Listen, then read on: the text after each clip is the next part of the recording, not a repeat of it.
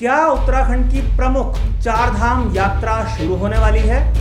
अगर यात्रा शुरू हो रही है तो फिर बद्रीनाथ केदारनाथ धाम के तीर्थ पुरोहित क्यों विरोध प्रदर्शन कर रहे हैं? सरकार क्या करने जा रही है? देखिए इस विशेष रिपोर्ट में। नमस्कार, मैं हूं मनमोहन भट्ट। उत्तराखंड सरकार ने यात्रा को धीरे धीरे खोलने की तैयारियां शुरू कर दी हैं। अगले महीने तक यात्रा सुचारू रूप से चल सकती है, जो भी नियम कायदे सरकार तय करेगी उसके हिसाब से। अर्थव्यवस्था की अगर हम बात करें तो उत्तराखंड या गढ़वाल की अर्थव्यवस्था का चार धाम यात्रा एक बड़ा आधार है।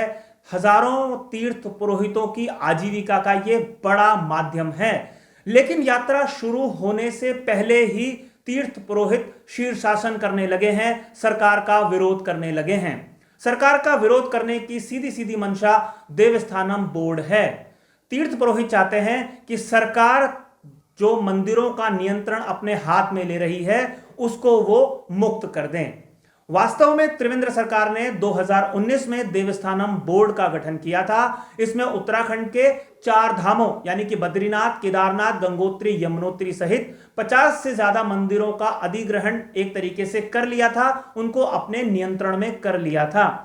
इससे जो तीर्थ पुरोहित हैं उनकी आजीविका कहीं ना कहीं प्रभावित हो रही थी। उनका जो हस्तक्षेप मंदिर पूजा पद्धति में होता था उस पर कहीं ना कहीं नियंत्रण लग रहा था सरकारी। इस नियंत्रण को मानने से तीर्थ पुरोहितों ने एक तरीके से इनकार कर दिया और सरकार का विरोध वो तभी से कर रहे हैं। जब तीरथ सिंह रावत की सरकार बनी तो इस तरीके के संकेत दिए गए कि देवस्थानम बोर्ड को रद्द किया जाएगा। पर्यटन मंत्री या धर्मस्व मंत्री जो उत्तराखंड के सतपाल महाराज हैं, उन्होंने भी इस तरीके के संकेत दिए थे कि देवस्थानम बोर्ड को रद्द किया जाएगा। लेकिन अब जब उस पर कोई कार्रवाई नहीं हो रही है तो तीर्थ पुरोहितों का पारा एक बार फिर से चढ़ गया है। मंदिरों के कपाट हालांकि बहुत सांकेतिक रूप से खोले गए थे, यात्रा नहीं चल रही थी, लेकिन फिर भी विरोध प्रदर्शन जबरदस्त तरीके से जारी था। और अब जब सरकार मंदिरों को खोलने की तैयारी कर रही है, यात्रा खोलने की तैयारी कर रही है, तो तीर्थ पुरोहित विरोध में उतर आए हैं।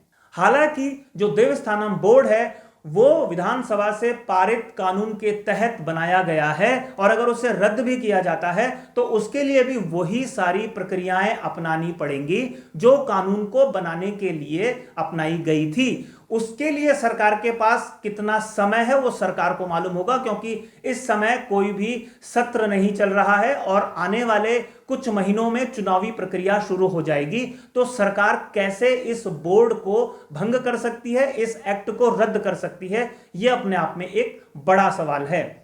हालांकि सरकार के पास अध्यादेश लाकर इस कानून को रद्द करने का या इसमें बड़े प्रावधान करने का विकल्प मौजूद है। इस तरीके के संकेत हालांकि अभी नहीं मिल रहे हैं और विवाद तब ज्यादा बढ़ गया जब धर्मस्व और पर्यटन मंत्री सतपाल महाराज ने बोर्ड को किसी भी तरीके से बोर्ड में परिवर्तन करने की आशंकाओं को मना कर दिया। इसके बाद ही तीर्थ पुरोहित नाराज हो गए हैं। तो यह अपने आप में एक बड़ा सवाल है कि अब तीर्थ पुरोहितों को सरकार कैसे मनाएगी। चुनावी वर्ष है, कुछ महीनों में सरकार को चुनाव में जाना है। पार्टी जो भारतीय जनता पार्टी है उसको तीर्थ पुरोहितों का या कहें कि पूरे ब्राह्मण समाज का भी कहीं ना कहीं विरोध झेलना पड़ सकता है। इसको लेकर पार्टी थोड़ा चिंतित है। आने वाले चुनाव में, आने वाले विधानसभा चुनाव में देवस्थानम बोर्ड कहीं ना कहीं चुनावी मुद्दा होगा और अगर यह चुनावी मुद्दा होता है तो क्या भारतीय जनता पार्टी को इसका फायदा मिलेगा, यह देखने वाली बात होगी, या पार्टी को कहीं इसका नुकसान तो नहीं भुगतना पड़ेगा, इसका भी आकलन पार्टी कर रही है। जब इसका आकलन होगा तो ही फैसला सरकार कर पाएगी कि आने वाले दिनों में यह बोर्ड बचा रहेगा या सरकारी नियंत्रण में बद्रीनाथ, केदारनाथ, गंगोत्री, यमुनोत्री जैसे तीर्थ स्थल होंगे। आपको यह विशेष रिपोर्ट कैसी लगी हमें जरूर बताइएगा। अपने सुझाव, अपनी प्रतिक्रियाएं कमेंट्स बॉक्स में जरूर लिखिएगा। अगली रिपोर्ट में आपसे एक बार फिर मुलाकात होगी। तब तक के लिए नमस्कार।